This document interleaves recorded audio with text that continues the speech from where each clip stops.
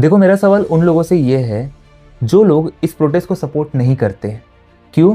क्योंकि उन्हें लगता है कि इस प्रोटेस्ट में स्पेशली हिंदू रिलीजन को काफ़ी डिफेम किया गया है या उनकी आस्थाओं को ठेस पहुंचाया गया है। अब देखो, यहाँ पे हम किसी से डिसएग्री भी नहीं कर सकते क्योंकि हर किसी की अपनी एक आस्था होती है एंड रिलीजन उसमें स्पेशली एक काफ़ी सेंसिटिव रोल निभाता है। एंड जो भी वो 2-3 लोग थे जैसे कुणाल कामरा, तो उन्हें शायद ऐसे सेंसिटिव टॉपिक पे एक रिलीजन एंगल नहीं लाना चाहिए था, जैसे कि सीता का पति एंड ऑल, ये सारी चीज़ें वहाँ पे नहीं कहनी चाहिए थी।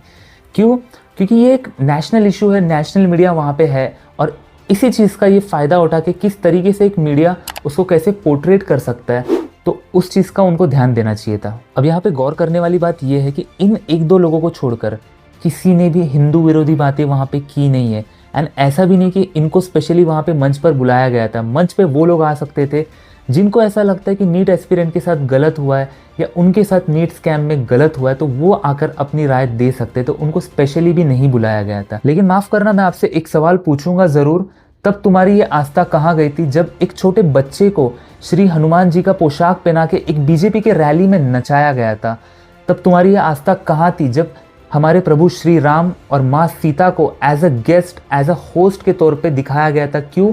क्योंकि वहाँ पे नरेंद्र मोदी जी आने थे। अब कुछ लोग ये वीडियो को शेयर कर रहे हैं, कह रहे हैं ये है नीट के असली एस्पिरेंट्स जिन्होंने रिसेंटली एग्जाम क्लियर किया।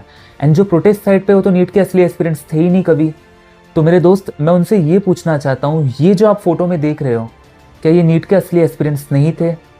क्या ये किसी के भाई नहीं थे? क्या ये किसी का बच्चा नहीं था या किसी का बेटा नहीं था? आप कहते हो ना ये प्रोटेस्टर एक एंटी नेशनल, एक एंटी हिंदू है, तो उसमें से एक एंटी नेशनल वो माँ भी है जिसने अपनी बच्ची की अस्थियों को इस आशा में वहाँ पे लाया कि उसे इंसाफ मिलेगा। उसमें से एक एंटी नेशनल वो बाप भी है, एक कारगिल वेटरन जिसकी बच्ची ने अपनी जान दे दी इस सिस्टम के फॉल्ट की वजह से। और ये जो कुछ लोग पूछते हैं ना, ये प्रोटेस्टर को खाना कहाँ से मिल रहा है, कहीं आईएसआई की तो फंडिंग नहीं या कहीं पाकिस्तान से तो फंडिंग नहीं है इनको, तो उसमें एक एंटी हिंदू वो माँ भी है जिसकी बच्ची ने इस नीट स्कैम की वजह से, इस सिस्टम के झोल की वजह से अपनी जान दे दी थी। तो आज वो माँ भी वहाँ पर रह के उन बच्चों को खाना खिला रही है। प्रॉब्लम तुम्हें बस इसीलिए थी ना कि कुणाल कामरा या अरुंधति या जिसने भी जो भी कहा वो एक एंटी नेशनल है, एंटी हिंदू है, ठीक है, उनको बॉयकॉट कर दो। लास्ट टाइम आपने कभी स्टोरी रखी थी नीट स्कैम के लिए?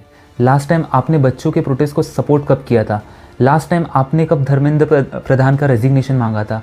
एटलीस्ट आप उतना तो कर सकते हो, अपनी स्टोरी में प्राइवेट से हटा के पब्लिक करके आप धर्मेंद्र प्रधान का रेजिग्नेशन तो मांग सकते हो। इतना तो आप उन नीट के बच्चों के लिए कर सकते हो।